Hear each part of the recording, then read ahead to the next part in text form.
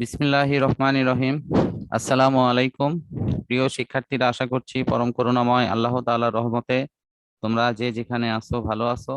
আজ আমি অনলাইন শিক্ষা কার্যক্রমের অংশ হিসেবে মাধ্যমিক এবং উচ্চ মাধ্যমিক শ্রেণীর ক্ষেত্রে যে অ্যাসাইনমেন্টের পাশাপাশি সরকার ব্যবহারিক পরীক্ষার খাতা জমা দেওয়ার একটা বিশেষ নির্দেশিকা জারি করেছে, এই আলোকে আমি এই কিছু তথ্য তোমাদের কাছে উপস্থাপন করছি। তো শিক্ষার্থী বন্ধুরা, তোমরা এখানে নিশ্চয়ই লক্ষ্য করছো যে 2021 সালের এসএসসি এবং এইচএসসি ও সমমান পরীক্ষার্থীদের জন্য যে ব্যবহারিক খাতাটি জমা দিতে হবে এই সংক্রান্ত একটি বিশেষ নির্দেশিকা তোমাদের মাধ্যমিক এবং উচ্চ মাধ্যমিক শিক্ষা বোর্ডের তরফ থেকে জারি করা হয়েছে। তো এই নির্দেশিকাতে যে মূল বিষয়টি উল্লেখ আছে, আমি এই মূল বিষয়টি তোমাদের কাছে উপস্থাপন করছি। যে 2021 সালের এসএসসি এবং এইচএসসি সমমান পরীক্ষার্থীদের জন্য একটি সংক্ষিপ্ত একটি সিলেবাস, যেটিতে ব্যবহারিক সহ সমস্ত কিছু উল্লেখ আছে। তো সরকার কোভিড-19 পরিস্থিতির অবনতির কারণে বর্তমানে এই পরীক্ষাটি আরো সংক্ষিপ্ত করে 3টি নৈর্বাচনিক বিষয়ে অনুষ্ঠিত হবে বলে ঘোষণা দিয়েছে। তো এর আলোকে এসএসসি এবং এইচএসসি সমমান পরীক্ষার্থীদের জন্য সরকার এই সংক্ষিপ্ত সিলেবাসের আওতায় যে কয়টি ব্যবহারিক আছে তাদের মধ্যে যে কোনো 2টি ব্যবহারিক কার্যক্রমের খাতা সম্পূর্ণ করে তাদের নিজ নিজ প্রতিষ্ঠানে কিন্তু জমা দেওয়ার জন্য বিশেষ তাগিদ দিয়েছে। তো শিক্ষার্থী বন্ধুরা, এর মধ্যেও যদি কেউ 2021 সালের এই সংক্ষিপ্ত সিলেবাসের আওতায় যদি কেউ ব্যবহারিক খাতাটি সম্পূর্ণ করে থাকে, যেখানে হয়তো 2টির বেশি ব্যবহারিক সেখানে উল্লেখ আছে, তাতেও কোনো সমস্যা নেই, সেটি কিন্তু সে প্রতিষ্ঠানে জমা দিতে পারবে। তো আমরা এখন দেখি যে এই সিলেবাসটির আওতায় আমাদের এই ব্যবহারিকটি সম্পূর্ণ করতে হবে, এই সিলেবাস কাঠামোয় আসলে কি কি দেয়া আছে। আমরা পূর্বের একটি ভিডিও তোমাদের জন্য উপস্থাপন করেছি, যেখানে এইচএসসি পদার্থবিজ্ঞান প্রথম পত্রে যে সিলেবাসটি আছে এবং সেখানে যে ব্যবহারিক গুলো চাওয়া হয়েছে এর আলোকে আমি তোমাদের কাছে উপস্থাপন করেছি।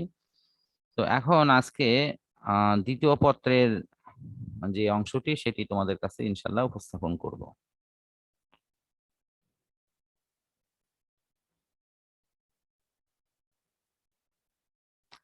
শিক্ষার্থী বন্ধুরা, তোমরা এখন নিশ্চয়ই ডিসপ্লেতে দেখতে পাচ্ছ যে দ্বিতীয় পত্রের যে ব্যবহারিক অংশটি আছে সেখানে আমরা প্রথমেই দেখতে পাচ্ছি একটি আম, তাপের যান্ত্রিক সমতা নির্ণয়।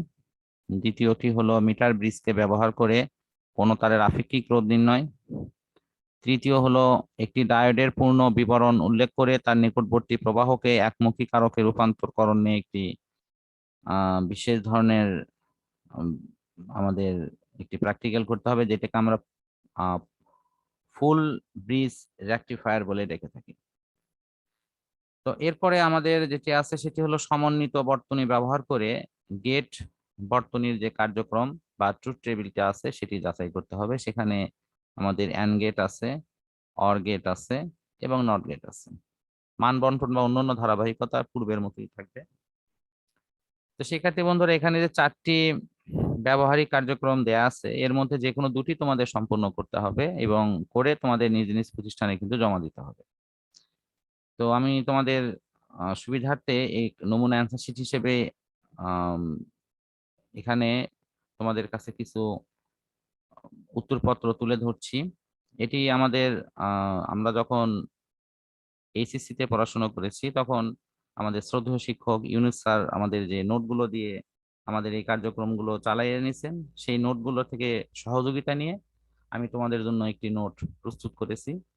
আমি অবশ্যই ইউনুস স্যারের কাছে কৃতজ্ঞ থাকবো যে তিনি আমাকে অনেক সুন্দরভাবে শিখাইছেন। এর পাশাপাশি আরো অন্যান্য স্যারেরাও আমাদেরকে প্রয়োজনীয় নির্দেশনা দিয়ে শিখাইছেন, আমি তাদের কাছেও কৃতজ্ঞ থাকবো।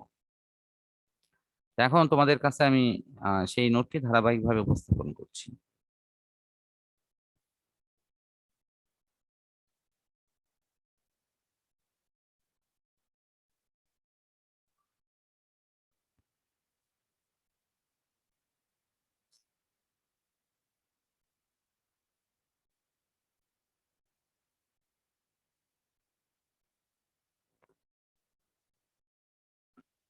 তো তো শিক্ষার্থী বন্ধুরা, তোমরা এখন দেখতে পাচ্ছ যে এই দ্বিতীয় পত্রের যে ব্যবহারিকের প্রথম ব্যবহারিকটি হলো তাপের যান্ত্রিক সমতা নির্ণয়। এখানে প্রয়োজনীয় তত্ত্ব, পরীক্ষালব্ধ বিভিন্ন উপাত্ত, যন্ত্রপাতি, কাজের ধারাবাহিকতা, ছবি সহ বিবরণগুলো উল্লেখ করা আছে। এরপর পরীক্ষা পদ্ধতি, পরীক্ষালব্ধ উপাত্তর সাথে ছক, সতর্কতা, ফলাফল এবং হিসাবাদি সবগুলো বিষয়ে কিন্তু ধারাবাহিকভাবে উল্লেখ আছে। আমরা যদি আম, তার পরবর্তী যে ব্যবহারিকটি আছে সেটি হলো ব্রিজ, মিটার ব্রিজের সাহায্য নিয়ে কোনো তারের আপেক্ষিক রোধ নির্ণয় করা। এখানে আমরা দেখতে পাচ্ছি তথ্য সহ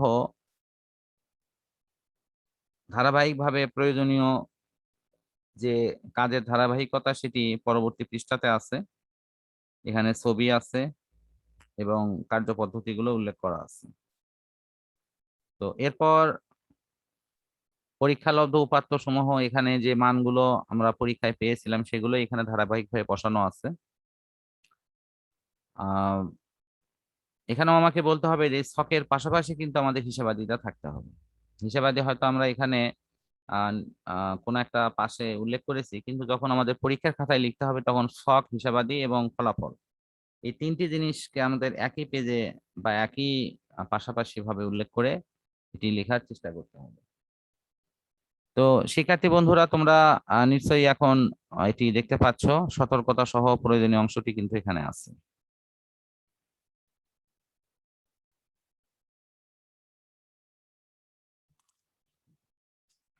এরপর পূর্ণ ব্রিজ যে রেকটিফায়ারটি আছে সেটি ব্যবহার করে কিভাবে একমুখী প্রবাহ তৈরি করা যায়, অর্থাৎ এসি কে ডিসি তে রূপান্তর করা যায়। তো তোমরা নিশ্চয়ই জানো যে এই রেকটিফায়ারটি দুই রকম হয়, একটি হলো হাফ, আরেকটি হলো ফুল। অর্থাৎ হাফ ওয়েভের ক্ষেত্রে দেখা যায় যে আমাদের শুধু অর্ধচক্রটি শুধু আমাদের লেখচিত্রে আসবে এবং এখানে সরল একটি বর্তনী ব্যবহার হয়। আর এখানে পূর্ণ ব্রিজ রেকটিফায়ারে আমাদের 4টি ডায়োড ব্যবহার করে কিন্তু এই কাজটি করতে হয়। তো এরপরে আছে আমাদের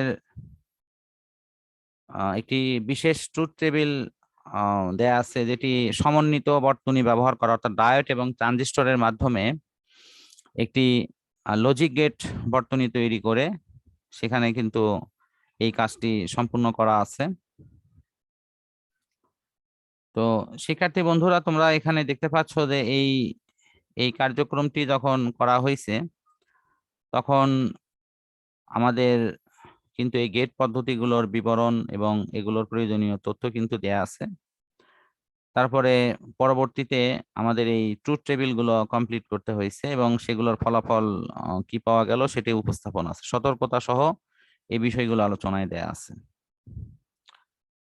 তো আমরা এই পূর্ণ ব্রিজ রেকটিফায়ারের একটি অংশ আমাদের কাছে উপস্থাপনে মনে হয় আমাদের একটু বলতে হবে। সেটি হলো যে পূর্ণ ব্রিজ রেকটিফায়ারে যে আমরা লেখচিত্রটি ইউজ করেছি সেই লেখচিত্রে কিন্তু আউটপুট নির্দেশনায় আমাদের পরিপূর্ণ রূপটা কিন্তু দেখাতে হচ্ছে এবং আউটপুট ভোল্টেজটাতে যে আমরা একটি পালসেটিং ডিসি পাচ্ছি সেটি কিন্তু এখানে উপস্থাপন হবে। তারপরে আমাদের যথারীতি এখানে ফলাফল সহ ছক উল্লেখ করে আমাদের পুরো কার্যক্রমটি শেষ করতে হবে। তো শিক্ষার্থী বন্ধুরা, তোমরা পূর্বের ধারাবাহিকতা এখানেও আমি তোমাদের নমুনা অ্যান্সার শিটটি দেখাচ্ছি, যে অ্যান্সার শিটের আলোকে তোমরা পরীক্ষার খাতায় লিখতে পারবা। তো সেটি এখন তোমাদের কাছে উপস্থাপন করছি।